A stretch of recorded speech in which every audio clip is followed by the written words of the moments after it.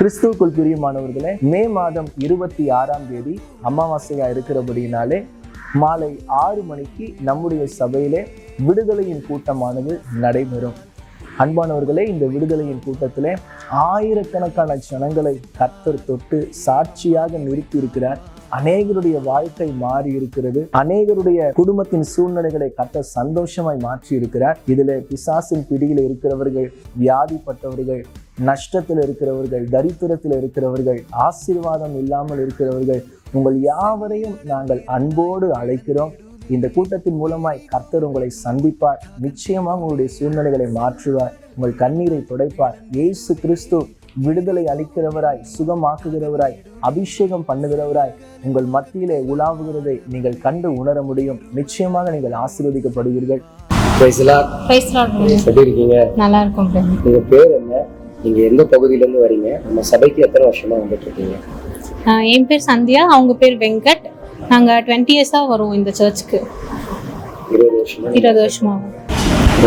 உங்களுக்கு திருமணமாகி எத்தனை வருஷம்? திருமணமாகி 4 இயர்ஸ் ஆகுதாண்ணா. இப்போ இந்த இயரோட 5 வருஷம் தொடங்குது. 5 வருஷம் உங்களுக்கு தொடங்குது. உங்களுடைய வாழ்க்கையில நீங்க எந்த காரியத்தை கர்த்தர் எங்களுக்கு செஞ்ச மிகப்பெரிய ஒரு அதிசயம் அப்படின்னு நீங்க எந்த காரியத்தை சொல்லுங்க? எங்களுக்கு கர்த்தர் செஞ்ச எங்க கல்யாணமே ஒரு பெரிய அற்புதம் தான். ஏன்னா ஆண்டவர் எங்களுக்கு காட்டின ஒரு வரன் இது. அதுக்கப்புறம் பாத்தீங்கன்னா எங்களோட பாப்பா எங்களுக்கு ஒரு பெரிய கிஃப்ட். பிகாஸ் எங்களுக்கு 4 வருஷம் ஆயிடுச்சு, ஆனா குழந்தை இல்லாம தான் இருந்தோம். கர்த்தர் அவ்வளோ பெரிய காரியத்தை ஒரு வார்த்தையால எங்களுக்கு இந்த காரியத்தை நிறைவேற்றி கொடுத்தாங்க. அது எப்படி நடந்தது? எந்த சூழ்நிலையில கர்த்தர் உங்களோட கூட முகமுகமா பேசினாரா இல்ல ஊழியக்கார் மூலமா பேசினாரா? ஊழியக்கார் மூலியமா பேசினாங்க பிரதர். அது எனக்கு 4 இயர்ஸா இல்ல, இருந்தாலும் அண்ணா பாஸ்ட் அண்ணா எப்பவுமே எங்க கிட்ட சொன்னது ஆண்டவர் தருவாரு, நீ அதை குறிச்சு கவலைப்படக்கூடாது அப்படின்னு சொல்லிட்டே இருப்பாங்க. ஸோ அந்த தைரியம், அந்த ஒரு கான்ஃபிடென்ட் எனக்கு இருந்துச்சு. ஏசப்பா தருவாரு, ஏதோ ஒரு ரீசனுக்காக ஹோல்ட் பண்ணியிருக்காரு அப்படின்னு இருந்தேன். பட் இயர்ஸ் போக போக அது எனக்கு தாங்க முடியல. ஒரு மாதிரி கஷ்டமா இருந்துச்சு. ட்ரீட்மெண்ட் எடுக்கலாம், வீட்டில் எல்லாருமே ட்ரீட்மெண்ட் எடுக்க சொன்னாங்க. ட்ரீட்மெண்ட் எடுக்கலாம் அப்படின்னும் போது இல்லை, பாஸ்டர் சொன்னாரு ஏசப்பா ஏற்ற வேலையில தருவாரு, நீ எந்த ட்ரீட்மெண்ட் போனாலும் கர்ப்பத்தின் கனி அவரால் வரும் பலன், ஸோ நீ வெயிட் பண்ணி தான் ஆகணும், ஆண்டவர் தருவாருன்னு சொன்னார்.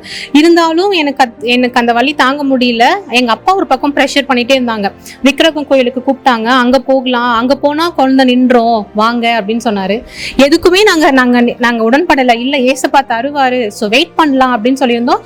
பாஸ்டர் அண்ணாவோட வாரம் மெசேஜ் என்ன ரொம்ப தேத்தோம். சோகமா வருவேன், பட் என்னை தேத்தி அனுப்பும். கர்ப்பத்தின் கணிக்காக அவர் பேசுவார், நான் தேத்தி தான் வீட்டுக்கு போகுவேன். இருந்தாலும் லாஸ்ட் இயர் எனக்கு ரொம்ப தாங்கல. May 19th பெந்தகோஸ்தே நாள். அது பெந்தகோஸ்தே நாள் எனக்கு அப்புறம் தான் தெரியும். அந்த நாள்ல தான் நான் ப்ரே பண்ணிட்டு இருந்தேன். ஏசப்பா, இந்த சர்ச்ல நீங்க இருக்கீங்க, நீங்க இங்கதான் இருக்கீங்க அப்படின்றது உண்மைனா நீங்க என்கிட்ட பேசுங்க. இப்போ நான் ரொம்ப நொந்து போய் வந்திருக்கேன். ஏன்னா முந்தின நாள் ஒரு ஆஃபீஸ்ல என்ன ஒருத்தவங்க ஹர்ட் பண்ணிட்டாங்க, குழந்தை இல்லைன்னு சொல்லிட்டு. இவ்வளவு நாள் நான் தாக்கு பிடிச்சிட்டேன். ஏசப்பா, இன்னைக்கு நீங்க பேசி ஆகணும் அப்படின்னு சொல்லி நான் ப்ரே பண்ணிட்டு நான் அந்த லாஸ்ட்ல தான் உட்காந்துருந்தேன். பாஸ்ட் ஆராதனையை விட்டுட்டு ஒரு வார்த்தை சொன்னாரு, ஒரு தீர்க்க தரிசனமா, இந்த இடத்துல கர்ப்பத்தின் கனிக்காக ஒருத்தருங்க வேண்டிட்டு இருக்கீங்க, நீ இப்போ நம்பினா நான் உன் மேல நிழலாட்டமா நான் உன் மேல இறங்குறேன், இப்பவே உனக்கு அது வாய்க்கும். குழந்தை பாக்கியம் வேணும்னு கேட்டுட்டு இருக்கீங்க, நீ விசுவாசிச்சா கர்த்தரோட வல்லம் இங்க பலமா கிரியை செய்யுது. உனக்கு உண்டாகிறது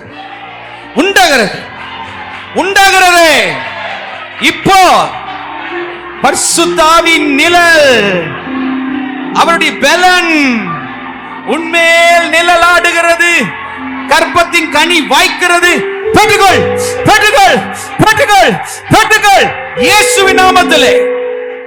ஆனா அதை நம்பினேன், இது எனக்கு மட்டும் தான் சொல்லி. ஏன்னா நான் தான் அங்க கேட்டுட்டு இருந்தேன், எனக்கு பேசுங்க ஏசப்பான்னு சொல்லி. அவர் எனக்கு பேசின வார்த்தையில எனக்கு ஒரு பயங்கரமான அபிஷேகம், கண்ணுல இருந்து எனக்கு தண்ணியா ஊத்துது.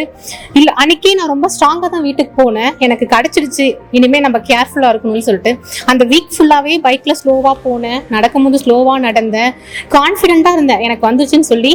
கரெக்டா May 19th அண்ணா பேசினாங்க. May 28th நான் போய் டெஸ்ட் எடுத்து பார்த்தா எனக்கு பிரெக்னன்சி பாசிட்டிவ்னு வந்துருச்சு. நாங்கள் எந்த ட்ரீட்மெண்ட்டுமே எடுக்கல. ஆண்டவர் எங்களுக்கு முகமுகமாக பேசினதை எங்களுக்கு நம்பணும். அண்ட் பாஸ்டர் மூலியமா ஆண்டவர் இவ்வளோ பெரிய வார்த்தையா எங்களுக்கு பேசினாரு. எந்த செலவும் எங்களுக்கு வைக்கல, நாங்க எந்த செலவும் பண்ணல.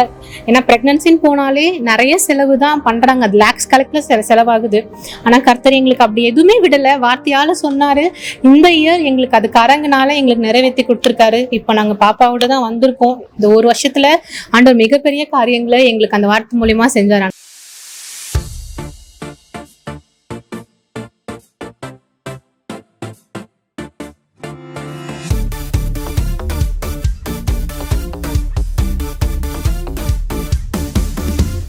வல்லமை உடையவர் மகிமையானதை எனக்கு செய்தார். நேற்றும் என்றும் மாறவில்லையே, என்றும் இதில் கலந்து கொள்ளுங்கள், கர்த்தர் உங்களை விடுதலையாக்குவார். மற்றவர்களையும் அழைத்து கொண்டு வாருங்கள். இதனுடைய முடிவிலே நம்முடைய பாஸ்டர் கார்த்திக் டேனியல் அவர்கள் ஒவ்வொருவருக்காகவும் தனிப்பட்ட விதத்திலே எண்ணெய் பூசி ஜெபிப்பார்கள். அநேக அபிஷேகம் பெற்ற கர்த்தருடைய ஊழியர்கள் ஒவ்வொருவருக்காகவும் ஜெபிப்பார்கள். பங்கு பெறுங்கள், கர்த்தருடைய ஆசீர்வாதங்களை பெற்றுக்கொள்ளுங்கள். ஆமென்.